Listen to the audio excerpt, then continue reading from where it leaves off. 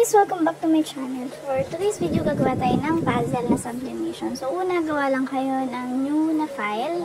A4 yung size nung ating ipiprint. Then, CYMK yung ating color. Then, create lang.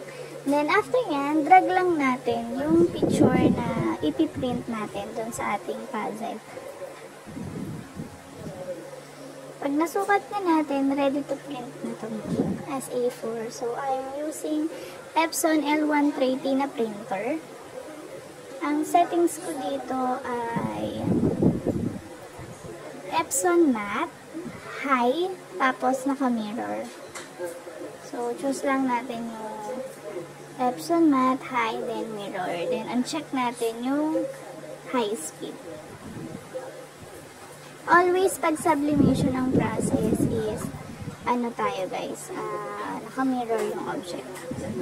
So, ito na yung ating puzzle at yung ating na-print na image. So, taob lang natin yung puzzle. Yung makintab na part, yun yung piprintan natin or isa-sublimate natin.